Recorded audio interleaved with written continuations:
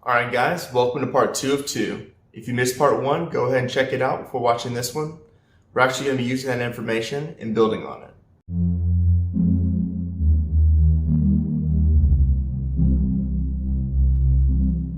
So before we get started, I wanted to answer a question from the last video. So why did I go through all this effort and what's so tough about status gunning? So answering the first question is pretty easy. I had the tools to data mine the game, so I wanted to make something that could help the Generations Ultimate and Generations communities. After I pulled the data, I put it in a form that's usable and the feedback has been pretty good. For the second one, when things are going well, you'll feel like the conductor in the symphony. You're able to see the cues from the monster and minimize the amount of time that it's running around and maximize the amount of damage that your teammates are able to do. If it isn't going well, then the monster will go from being in one status to running around the map, and you'll just be fighting to regain control until the threshold gets too high and you pretty much just become useless to your team. I've seen this happen online and I wasn't sure how to explain a lot of this, so I just decided to make a video about it. There's a lot you have to focus on. Knowing when to shoot your last parashot, combining on the fly, paying attention to your rotation. These are things that you don't really have to do with different playstyles, so I wanted to make it very easy for people to kind of try it out.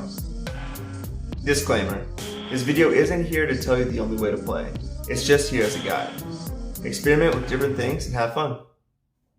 Now that we have that out of the way, let's go ahead and get into it. I've separated the video into pre-hunt and during the hunt, so that you can skip to whichever part you need. I'll also be walking you through a run so that you can see it in action.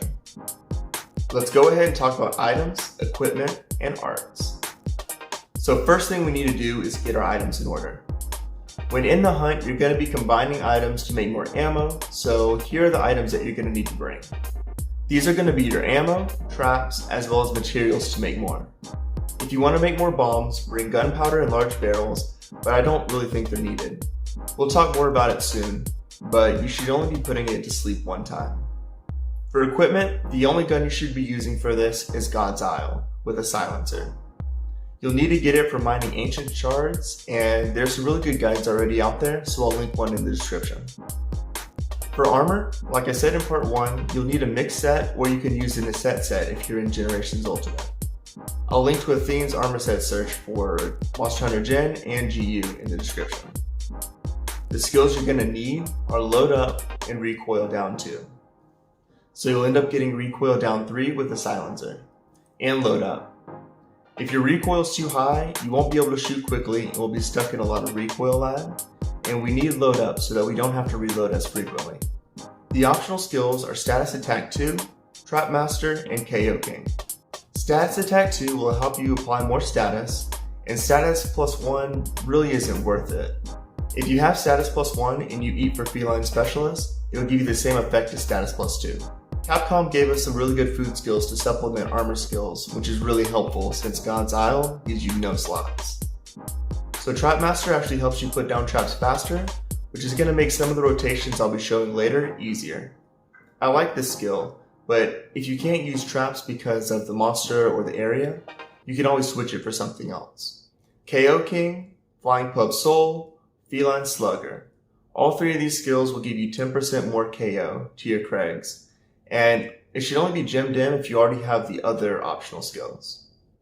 If you have a My Dad Works at Capcom charm and you can fit all these skills onto one set, then that's great. But if not, it's not a bad idea just to have a couple different versions or supplement with food skills. Styles and arts. For your style, we'll be using Striker. This will allow us to fill up our Hunter arts faster, and as a bonus, we'll get 3 arts. For our arts, we'll be taking Full House so that we can load all of our shots at one time, Absolute Readiness, and Absolute Evasion, and we'll be using those for repositioning and dodging. Alright, last thing we need to talk about before moving on to the hunt is combining items. Since you're going to need to combine items mid-fight, I recommend you change the order that the combinations appear. You can do this by going into your combo list and reordering your combinable items. The list is different for your item box in your bag inventory, so make sure you aren't using the box when you're changing this. Here's how I have mine set up. You don't have to put them in the same order, but having them in a consistent place makes it so I can focus less on finding where my items are in the combo list and focus more on the monster.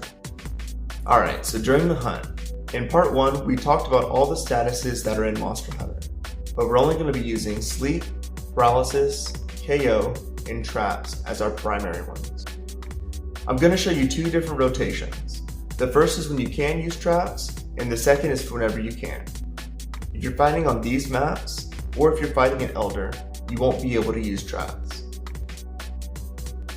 I'll be using the status Bible, which is something that I made from Data Mining Ultimate, and it'll show you exactly how many shots are needed to apply each status.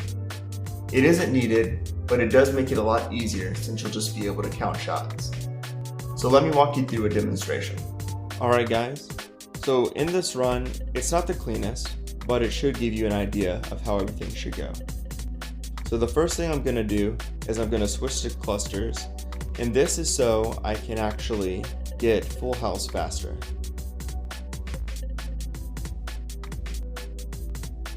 Then I'll switch to my sleep shot.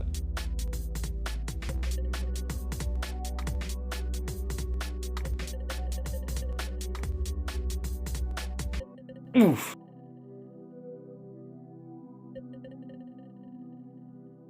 Alright. So now that it's asleep, we're going to sleep bomb it. And let's talk about sleep bombing.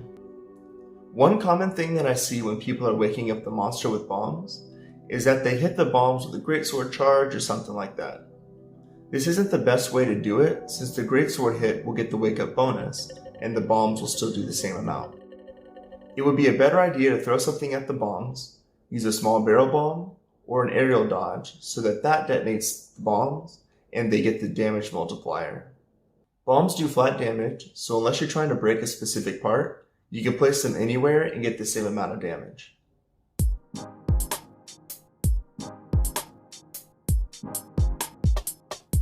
Oof. So the next thing you want to do is you kind of want to get over there and put the trap down between its legs. For some monsters, this is a lot easier than others. As you saw, the Diablos' wing kind of blocked me, but if you're fighting a Double Joe or something like that, it's a lot easier.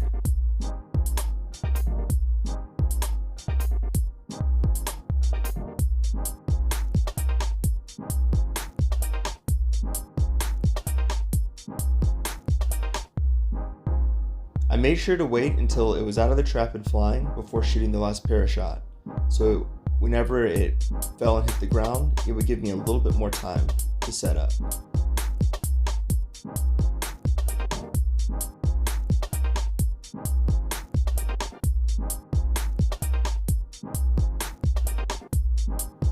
So one thing to note is if you wait more than 10 seconds to actually apply a status, the amount that's already been applied will decay a little bit, so it might take you an extra shot.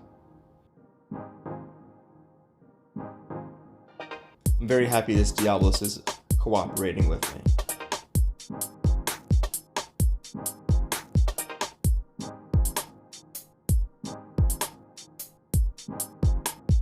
Again, I wanted to shoot it out of the sky.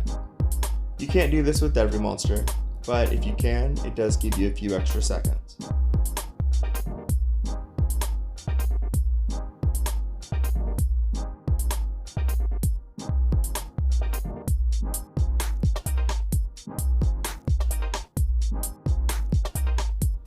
So now trap placement. A couple things to pay attention to are if you place a trap too far away, it won't fall in, and you want to make sure you time it right so that the trap doesn't activate too quickly.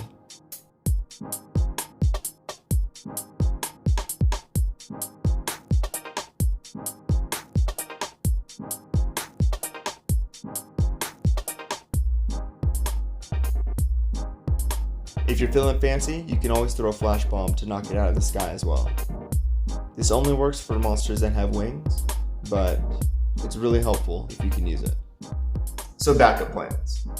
So we always want to think that things are going to go well, but especially if this is your first time trying this, they probably aren't. When things kind of get crazy, what I usually do is I'll use my second sleep to actually kind of reset. This is why earlier I said I don't combine bombs during the hunt. If things are going well, then I only need to sleep bomb it once. Alright, so some final notes. So when should you actually use this strategy?